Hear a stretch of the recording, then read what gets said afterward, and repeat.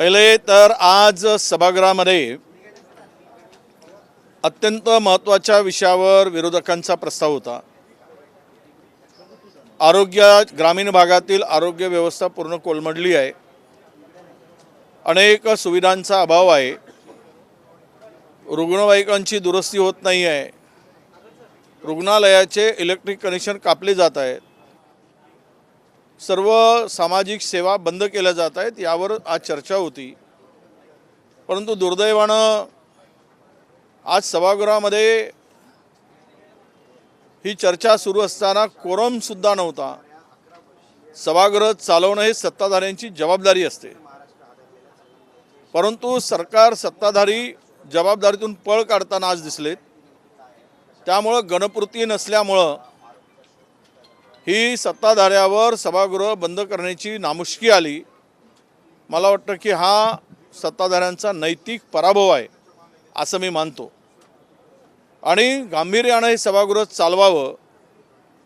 वारंवार मुख्यमंत्री असतील की विधानसभेचे अध्यक्ष असतील यांच्या निदर्शनास आणून दिल्यानंतर त्यांनी सूचना करूनही सभागृहामध्ये मंत्र्यांचा अनेक विषयाच्यावर चर्चा होताना त्या संबंधित मंत्र्यांचं बूड हे खुर्चीवर टिकत नाही। यावरूनच यांचा कामकाजामध्ये सहभाग होण्यासाठी हे गंभीर नाहीत, यांना गांभीर्य नाही असं लक्षात येत आहे। म्हणून गणपूर्ती अभावी आज सभागृह बंद झाला, ही सरकारची नामुष्की आहे। मी काल अत्यंत महत्त्वाच्या विषयाकडे सरकारचं लक्ष वेधलं होतं।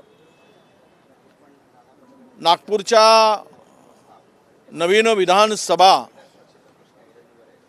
इमारतीच्या बांधकामासाठी, प्रशासकीय इमारतीच्या बांधकामासाठी 1000 ते 1200 कोटी रुपये खर्च केले जाणार आहेत आणि 400 आसनाचं विधानसभा आणि 180 आसनाची विधान परिषद ही निर्मित केली जाणार आहे आणि यासाठी मुख्यमंत्री महोदयांनी 2028 पर्यंत हे सर्व बांधकाम पूर्ण करा असं सांगितलं। ज्या सरकारने 2014 मध्ये वेगळा विदर्भाची घोषणा देऊन वैदर्भीयाचे मतं घेऊन भरभरून आपले उमेदवार निवडून आणलेत, आमदार निवडून आणलेत, मात्र सत्तेमध्ये मशगूल असलेल्या या भारतीय जनता पक्षाला ज्यावेळेस महाराष्ट्राची सत्ता मिळाली तर विदर्भाच्या जनतेकडे यांनी दुर्लक्ष केलं आणि विदर्भाच्या मागणीकडे दुर्लक्ष केलं। 1000-1200 कोटी रुपये खर्च करण्याचा आणि 400 आसनाची इमारत खर्च उभी करण्याचा यांचा जो प्लॅनिंग आहे, याचाच अर्थ की विदर्भाच्या मागणीकडे किंवा विदर्भ करण्याकडे यांचा कल नसून ही यातून पळ काढण्याची भूमिका आहे। त्यांना तो करायचंच नाही असं त्यांनी ठरवलं आहे। भारतीय जनता पक्षाचे तत्कालीन पंतप्रधान अटल बिहारी वाजपेयींनी छोट्या राज्याची कल्पना मांडली, अनेक छोटे राज्य निर्माण केले। काँग्रेसने केवळ एकच राज्य तेलंगणाचं विभाजन करून, आंध्राचं विभाजन करून तेलंगणा हे नवीन राज्य निर्माण केलं।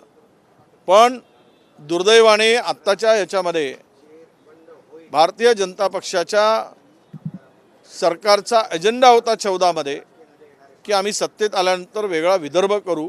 केंद्रात आणि राज्यात सत्तेमध्ये असताना वेगळ्या विदर्भाचा प्रश्न यांनी पायदळी तुडवला। एव्हा मी असं म्हणेल की हे विस्मरणात यांच्या गेलेलं आहे।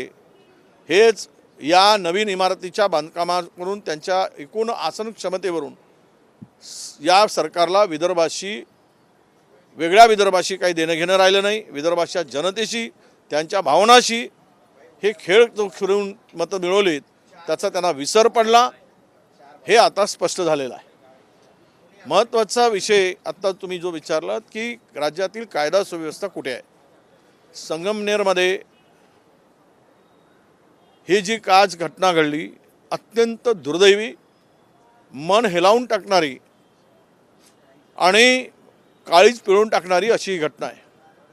एका 13 वर्षीय छोट्या बालिकेवर जो ॲसिड हल्ला झाला, आता ती अत्यंत गंभीर आहे। म्हणजे कायदा आणि सुव्यवस्था राज्यात उरली का?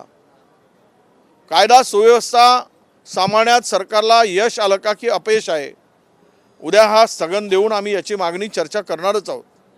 महाराष्ट्रात मोठ्या प्रमाणात अल्पवयीन मुली बेपत्ता होत आहेत, त्यांच्यावर लैंगिक अत्याचार होत आहे, महिला लापता झालेत. काल परवाच एका वृत्तपत्राने लापता लेडीज लापता नावाचं एक अग्रलेख लिहिला गेला, समलेखन लिहिलं गेलं आणि महाराष्ट्राची विदारक परिस्थिती महिलावरील ते विशद केली गेली. दर महिन्याला जो क्राईम वाढतो आहे महिलावरील अत्याचाराचा, त्याचं हे आता या सगळं सीमा उल्लंघन झालेलं आहे. आणि ही घटना संगमनेरची घटना म्हणजेच मला वाटतं की या राज्यामधील पोलीस विभाग किंवा पोलिसांचा धाक राहिला नाही. गुन्हा करणाऱ्यांची आता हिंमत वाढत चालली. आमचं कोणी काही वाकडंच करू शकत नाही अशी हिंमत या गुन्हेगारांची झाली. त्यामुळं कायदा हातात घेऊन वाटेल त्या पद्धतीनं धिंगाणा घालण्याचं काम राज्यामध्ये सुरू झालेलं आहे. त्यामुळे आता या राज्यातील लहान बालिकाही सुरक्षित नाहीत, महिलाही सुरक्षित नाहीत. आणि हे संपूर्ण पाहता हे सरकार कायदा सुव्यवस्था सांभाळण्यात अपयशी ठरलं आहे आणि याचा जाब उद्या सरकारला द्यावं लागेल. ते आम्ही स्थगन प्रस्तावाच्या माध्यमातून उद्या मांडणार आहोत. हिंदी में जानना चाहेंगे, बच्ची पर एसिड फेंका गया, नाबालिग बच्ची थी, इस तरह की घटना राज्य में हो रही है, कितनी बड़ी दुर्भाग्य की बात? नहीं, देखिए संगमनेर की जो अभी आज घटना घटी है ये बहुत ही दुर्भाग्यपूर्ण घटना है. मैं कहता हूँ कि ये कानून सुव्यवस्था की व्यवस्था जो है इसकी धज्जियाँ उड़ाने वाली है. यहाँ पे कोई भी सुरक्षित नहीं, यही मैसेज देने वाली आज की घटना बताती है. पुलिस का जो एक धाक था, एक पुलिस का डर था, वो डर अभी यहाँ के क्रिमिनल को रहा नहीं या कोई किसी को रहा नहीं. इसीलिए कानून हमारा कुछ बिगाड़ नहीं सकता, पुलिस हमारे कुछ बिगाड़ नहीं सकती. ये हिम्मत इनकी बढ़ गई है, इसीलिए छोटे छोटे बालिका भी सुरक्षित नहीं है. आज जो 13 साल के बच्ची पे ऊपर जो हल्ला हुआ है, एसिड हल्ला हुआ है, आज वो गंभीर स्थिति में है. यही दर्शाती है कि राज्य के अंदर में कानून सुव्यवस्था बची नहीं है. लॉ एंड जुडिशियल की पूरी बिगड़ चुकी है. और इस स्थिति में ना बच्चियाँ सुरक्षित है, ना महिलाएं सुरक्षित है.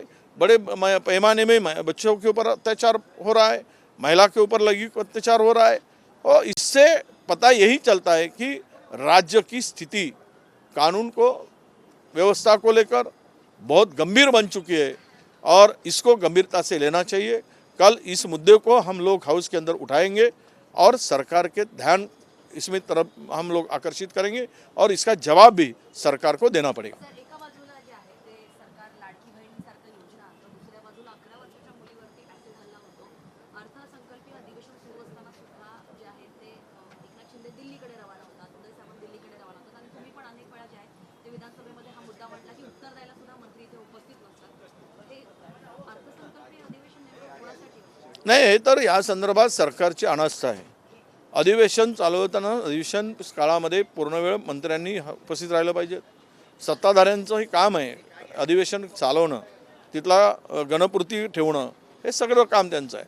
ही जी घटना झाली 11 वर्षीय मुलीवर झालेली जे काय ते ॲसिड हल्ला आहे 12-13 वर्षाच्या छोट्या बालिकेवर, हे अत्यंत गंभीर बाब आहे. म्हणून मी सांगितलं की यामध्ये एकूणच जी परिस्थिती आज सरकारची आहे, या सरकार याला जबाबदारी आहे आणि सरकारने, मुख्यमंत्र्यांनी, पोलीस विभागाने हे संपूर्ण सांभाळण्यामध्ये यांना अपयश आलं का त्याचं उत्तर आम्ही मागणार आहोत. एबीपी माझा, उघडा डोळे बघा नीट.